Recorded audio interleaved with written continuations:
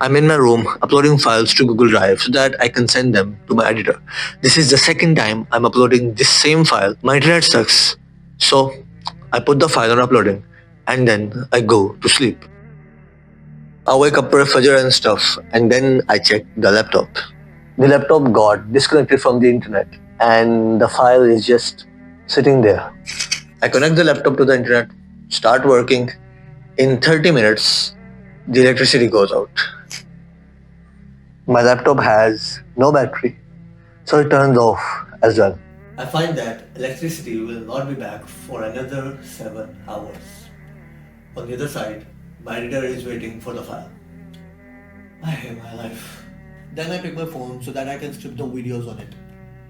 It's only 28% charged, meaning it will only run for max an hour. So I'm angry, sad, and depressed, all at the same time. But then I remember something that completely shifts my mood. To calm and content. Let me tell you what it was. Okay, so who's your strongest ally? Well, you're a Muslim, so your strongest ally must be is your Lord, is your Allah. He is your strongest ally. And so I'm going to tell you four different gates. And whenever you are passing through any problem, whether it is very big or whether it is small in your life, just pass that problem through these four gates one by one, and you will watch it become so little in front of your eyes that you will be like, is that even a problem? It will be like your strongest ally has just helped you to solve that problem. So we have all heard about like the justice of the Prophet, peace be upon him, and his companions like Umar bin Khattab and like Abu Bakr as-Siddiq, like how just they were and everything of that sort. We have heard all of those stories. But what if I tell you that the justice they showed is just a part of the justice Allah gave them? Because He is the creator of justice. And so, if they were so just, if the Prophet peace be upon him was so just, if Umar bin Khattab was so just, then imagine how just Allah is, who is the creator of justice. And so, the gate number one is Allah. He is all just. He never does zulm. Like Allah has made His mercy more heavy on His zulm. Like I think it is a hadith or something like that. That when Allah created creation, He wrote on His throne that my mercy is more heavy on like my grip. Allah never does zulm. Like it is mentioned a lot of times in the Quran that He never does zulm. Allah never does zulm or anything like that. But does this mean that am I saying that whatever is happening to you, the grades you did not get, the depression you're going through right now, the business growth you're not seeing right now, is all just and you deserve it and it should be happening to you? Well, technically, yes, I am. But wait, let me explain. Let's say I show you a pixel and then I ask you to rate the picture by just that pixel. Will you be able to do that? You'll be like, no, I'm just seeing a single pixel of the picture. There are so many pixels in a single picture that I cannot even, I can, like, it's not possible for me to rate the entire picture by just looking at one pixel. But then I show you the entire picture and then I ask you, rate me this picture out of 10. You'll be like, okay, easy. This may be like 7, this may be 8, whatever it is. You'll be able to rate that picture very easily. Now, let me relate this to our topic. We only see the present. We don't see the past and we don't see the future. We only see the present. Meaning, we only see that one pixel of the entire picture. And as you just agreed that you cannot rate a picture out of 10 or whatever by only just looking at that one pixel of that picture, then how can you rate whatever is happening to you is good or bad by just looking at the present? And so the gate number two is Al-Alim. Allah knows everything. He is all knowing. And so for you, for us, like there is past, present, and future. But for Allah, there is no past, no present, no future. Time is just like this in front of him. He can look at whatever he wants to. He can look at the present, or he can look at the future. He can look at the past, whatever he wants to. And so, this means that Allah is looking at the entire picture and then He has rated this thing to be good for you. But then you are there looking at that one pixel of the picture, which is the present, and then you are rating this picture, you are rating this thing as being bad for you. And so your actionable step is the next time you think you have been wrong, like this is unjust and like Allah is doing injustice on you and like this should not be happening to you, like why are you going through so many hard times? Remind yourself that I'm just looking at the picture. Like, take a deep breath and then remind yourself, okay, I'm just looking at that one pixel of the entire picture. But Allah is looking at the entire picture. And so He knows the best. Like He knows the best. He is my strongest ally. And so He would never do zoom on me. And so I'm just going to relax now. Why? Because I know that my strongest ally is looking at the entire picture, and then by looking at the entire picture, he has decided that this thing is good for me right now. Not a month later, not a month earlier, but just right now, on this day. And then Yusuf alayhi salam would not have become the king of Egypt, like the strongest realm at that time, if he had not spent 9 years in prison. And so this means that Allah has a greater plan for you. He might be putting you in prison right now for like 9 years so that you can rule for 80 years. He alayhi salam ruled for 80 years, bro. And he would not have been able to do that if he had not been in the dungeons for like 9 years. And so this leads us to the third gate, which is Al Hakim. There is wisdom in every single act of Allah. Like this, make this an affirmation. Like this single line, I want you to write it on your wall. Like the way I have different lines written on my wall on pages.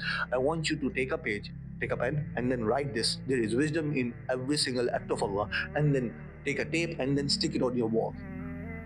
Whenever something happens to you, maybe you got into an accident, you get up and you say, there is wisdom in every single act of Allah. Imagine that, bro. Like maybe you are going through depression right now, but then you say, there is wisdom in every single act of Allah. Maybe you didn't get the grades you wanted to, even though on paper you deserve them, even though you put in the effort, you did every single thing you could. You didn't get the grades you wanted. You say, there is wisdom in every single act of Allah. Like a friend of mine has something written in his WhatsApp bio, which is, they call it delusion, we call it tawakkul. That's the mindset I want you to have.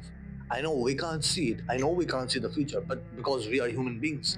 But we trust Allah. And you not being able to see the future and still putting your trust in Allah and still being calm and content that Allah has a greater plan for me. That's what is called tawakkul.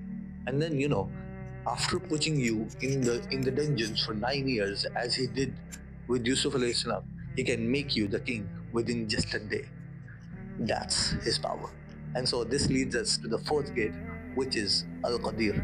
He is the all strong. Like everything is his realm.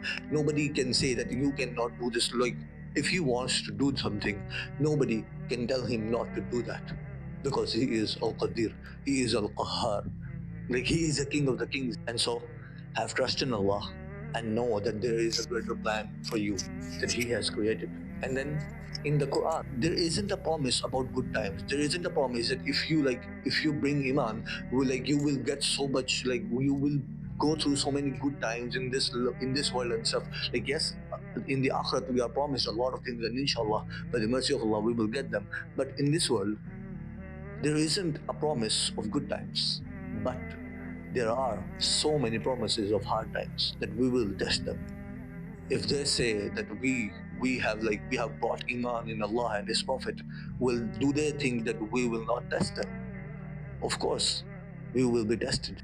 And so when hard times come, be happy. When hard times like business not growing, like you're not getting the grades you wanted, you don't have any friends, you don't know what to do in life, like small problems, like just minor problems that become so large, be happy that this is the promise of Allah to the mu'mineen. And so if you are getting these problems, if you're passing through hard times, even though you should not be passing through them, even though you should not be passing through them, that's what you think, be happy. Then it is recorded in the Sirah and stuff that when no hard times used to come on the companions, on the Sahaba of the Prophet peace be upon him, they used to come to the Prophet peace be upon him and ask him that, have we deviated from the right path? Like why is Allah not testing us anymore? Like have we done something? Like have we become kuffar? Like bro, imagine that. The Sahaba, the companions thinking this. How, like when no hard times used to come upon them. And what do you and I think? What do we as a society think? And so your actionable step is, get happy when you see the problems. When you see the problems, get happy. Get happy. And when you do this, this is a trait of the companions of the Prophet, peace be upon him. You have you have gained the 1% of the trait that they had. Because When problems used to come to them, they used to get happy, just like at the Battle of the Trench. When the Mu'minun saw the armies, they became happy and they said that this is the promise of Allah and this is the promise of the Prophet, and this increased them in Iman. This did not make them depressed. Problems did not use to make them depressed. You must shift your entire mindset. Problems should not be able to make you depressed. No, problems should make you happy. Whenever problems come, you should be happy that Allah is testing me. This is a chance for me to prove myself to Allah. Finally, remember that the more you want to be loved by Allah, the more He will test you, the more problems you will see. Because Allah said, I only test those whom I love. And so, if you want to join a community of like minded people, Muslims who are on self improvement and going through hard times and like building themselves up better every single day, if you're a male, click the first link. If you're a female, click the second link. If you want to really grow yourself. And so, do good. And inshallah, I'll see you in Jannah.